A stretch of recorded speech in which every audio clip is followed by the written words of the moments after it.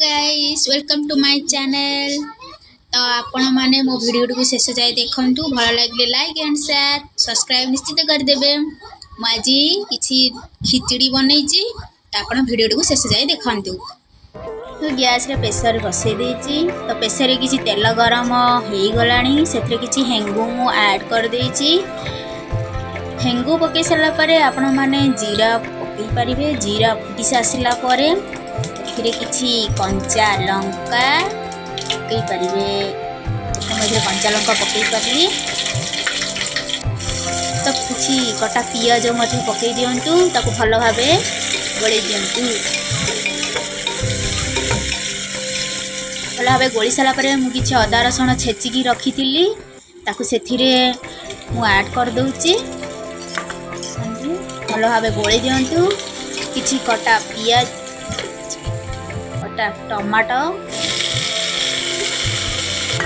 ये भलो भाबे गोळी दियंतु।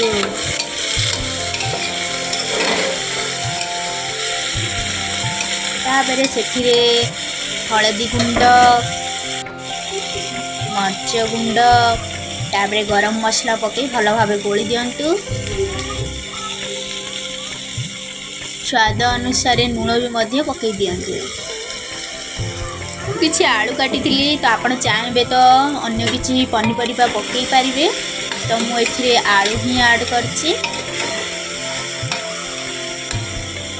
इतला परे आपण करी पत्तर को आनी पकई पारिबे।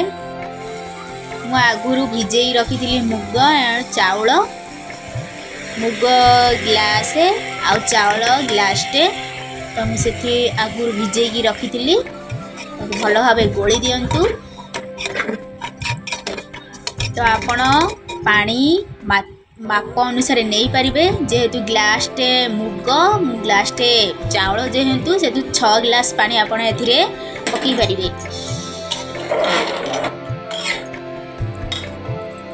भल भाव गोली दिंतु। स्वाद अनुसार लूण भी पकई दिंतु ताबरे घोड़े दिंतु। तापरे आमर 4टा सीटी मारले आमर रेडी हो जीवा।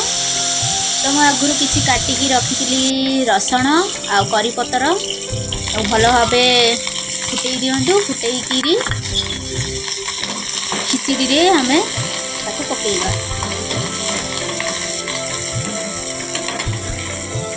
देखंतु आमर हेई आसलानी तो मु पकेई देली। बहुत भल वासना भी आसीची तो टेस्टी मध्ये लागिबो खाइबा को। तो आपण घरे बनै पारिबे छोट पिला मध्ये खाई पारिबे। तो आमर रेडी हे गला खिचड़ी।